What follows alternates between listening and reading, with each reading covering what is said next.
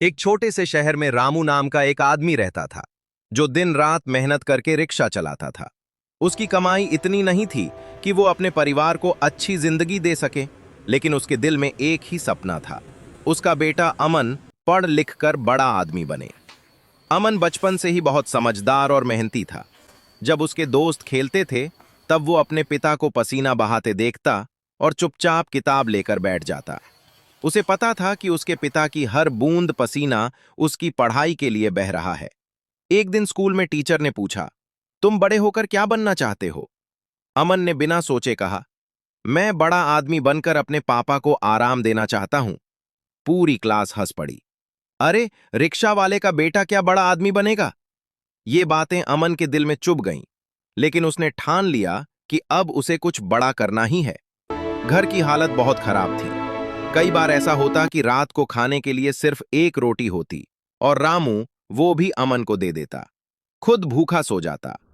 एक रात अमन ने देखा कि उसके पिता चुपचाप पानी पीकर सो गए। उस दिन उसने फैसला कर लिया, अब मैं अपने पापा की जिंदगी बदल कर रहूंगा। अमन दिन रात पढ़ाई करने लगा। सुबह स्कूल, शाम को छोटे बच्चों को ट्यूशन पढ़ाता और रात को खुद पढ़ाई करता। धीरे धीरे उसकी मेहनत रंग लाने लगी। वो स्कूल में टॉप करने लगा, लेकिन असली परीक्षा अभी बाकी थी। 12वीं के बाद उसे बड़े कॉलेज में एडमिशन मिल गया, लेकिन फीस बहुत ज्यादा थी।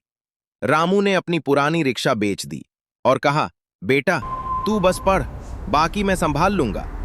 अमन की आंखों में आंसू आ गए। कॉलेज में भी अमन ने हार नहीं मानी। कई बार उसे भूखा रहना पड़ा, लेकिन उसने कभी पढ़ाई नहीं छोड़ी। एक दिन उसका रिजल्ट आया।